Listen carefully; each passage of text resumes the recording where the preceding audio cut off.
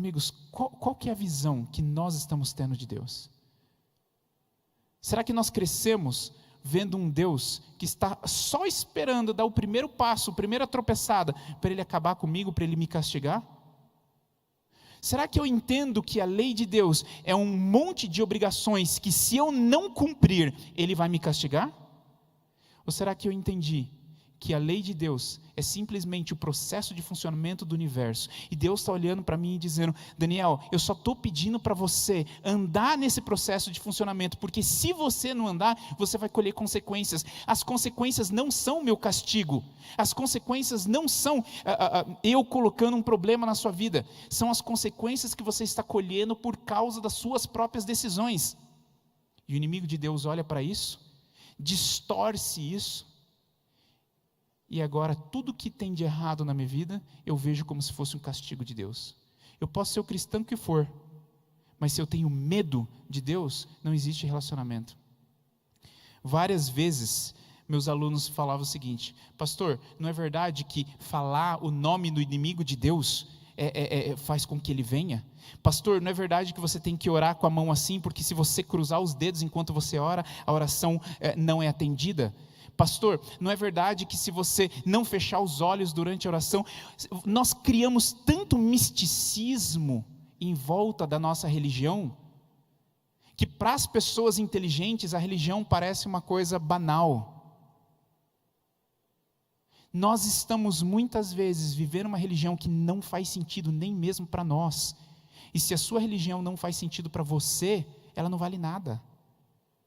Se você está num casamento que não existe relacionamento, esse casamento é simplesmente uma casca. Se você está num namoro que não existe relacionamento, não existe propósito, não existe missão, você não sabe onde esse namoro está indo, esse namoro não passa de uma imagem, um namoro de Facebook. Se a sua religião não tem propósito, não tem uma missão, não tem relacionamento, a sua religião também é para bater cartão. E ela não faz sentido, e foi por isso que Jesus veio para cá, para ensinar as pessoas qual que era o verdadeiro relacionamento com Deus.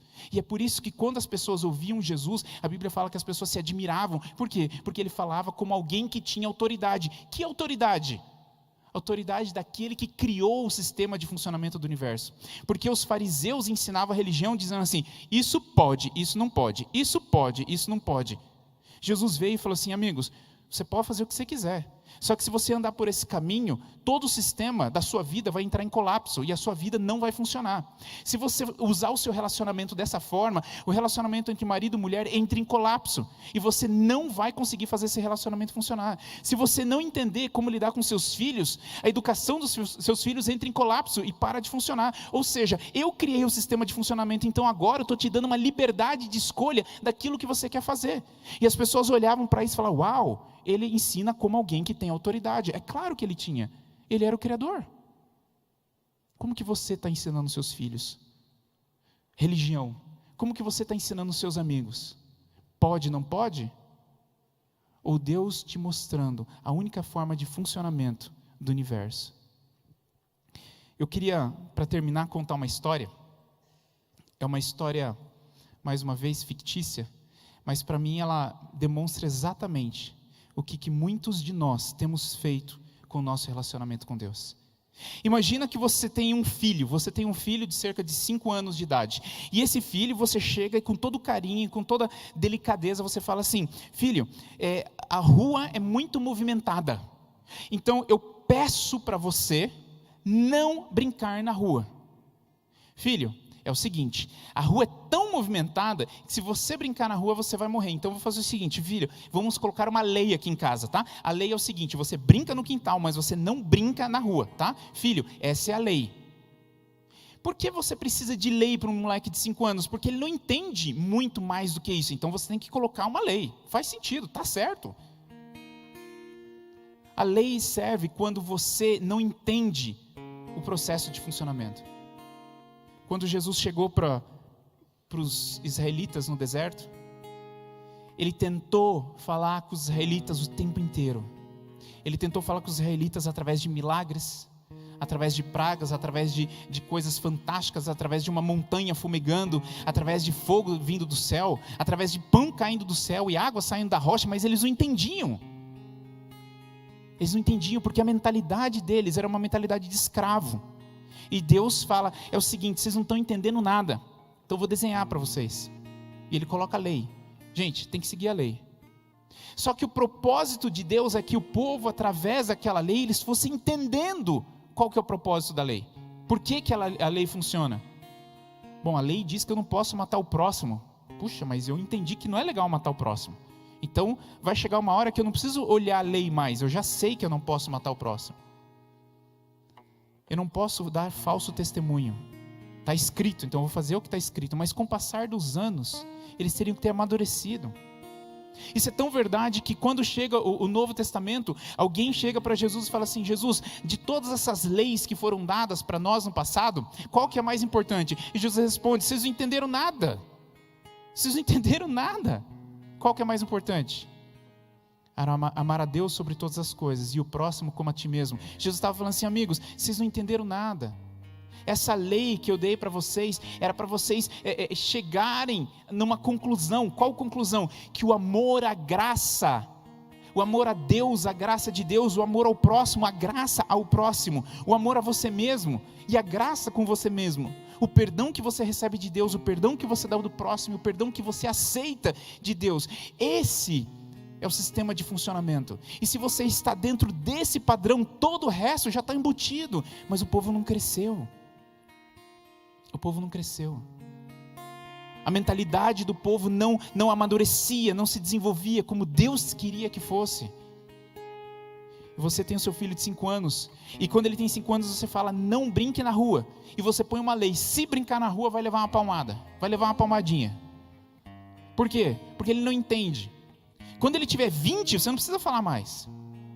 Porque com 20 anos ele entende o princípio de inércia, o princípio de velocidade, o princípio de aceleração, e que se tem um ônibus vindo a 100 km por hora e bater nele, não vai sobrar muita coisa. Não precisa de uma lei explicando isso, ele já pegou, já caiu a ficha. Mas com 5 anos de idade você chega e fala assim: filho, se você brincar na rua vai ter castigo. E aí o seu filho vai brincar na rua, ele desobedece, olha só, ele desobedece a sua autoridade. E ele vai brincar na rua. E ele está brincando na rua e de repente vê uma bicicleta e atropela o seu filho. E ele cai e quebra a perna. E você vem correndo lá de dentro. E ele fala: puxa vida, minha mãe está correndo lá de dentro. Ela viu que eu desobedeci, agora vai me arrebentar aqui. Vai me dar uma bela de uma pancada. O que você faz? Eu perguntei para algumas pessoas e alguns responderam assim: meu pai me batia ali mesmo. Não, não batia não. Eu nunca vi isso acontecendo. Se alguém faria isso, eu acho que está bem fora do padrão de amor e de graça de uma família normal. Muitas famílias não são normais, talvez até tenha isso, mas se você tem a graça e o amor no seu coração, você vê o seu filho com a perna quebrada no meio da rua, ensanguentado, qual a primeira coisa que você faz? Você pega o seu filho e leva para o médico.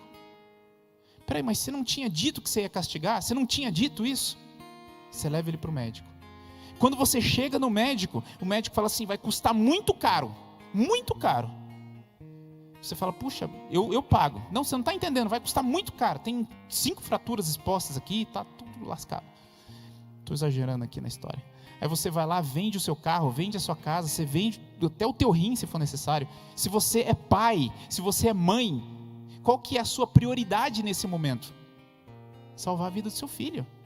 Você está entendendo que é essa coisa mais simples, essa história mais simples que eu estou te contando? Você faz de tudo que for necessário. Paga a cirurgia do seu filho, e agora o seu filho está vivo, está consciente, mas a perninha dele está engessada. Está com aquela estrutura de ferro lá para ligar os ossos. E o médico fala assim: olha, agora você pode levar o seu filho para casa, só que ele precisa ficar com gesso por pelo menos 6 meses. E você leva o seu filho para casa, e agora o seu filho está sentadinho no sofá, olhando os amigos dele brincando lá fora, e o seu filho olha para você e fala assim: mãe, esse gesso é o castigo que você me deu, porque eu te desobedeci, não é? Como você se sentiria? Você percebe que é isso que fazemos com Deus? Quando o ser humano escolheu sair dos caminhos de Deus, imediatamente o Pai colocou em processo o plano da redenção. Imediatamente. O inimigo de Deus joga na nossa cabeça e nós acreditamos que o que estamos vivendo aqui é por causa de um Deus injusto. O que estamos vivendo aqui é um castigo. Aquilo que estamos vivendo aqui é uma punição. E quando eu tenho essa visão de Deus, qual o relacionamento que você tem com Ele? Amigos, se você fosse o pai dessa criança, eu imagino que você sentaria do lado dele e por horas e horas você contaria para ele o quanto você o ama e o quanto você vai fazer de tudo para que a perna dele fique boa. Ele não pode jogar futebol mais. Não é culpa de ninguém, é uma consequência por causa de escolhas erradas que ele tomou. Mas você, como pai, está do lado dele, vai pagar a fisioterapia, vai ajudá-lo até que ele se recupere e um dia esteja andando do seu lado de novo. É isso que Deus está fazendo conosco. É isso que Deus está fazendo conosco exatamente agora. E cada decisão que nós fazemos não espanta Deus ou traz Ele para mais perto. Mas cada decisão que eu faço me coloca mais em harmonia com o sonho e o propósito de Deus, ou mais longe do sonho e do propósito de Deus.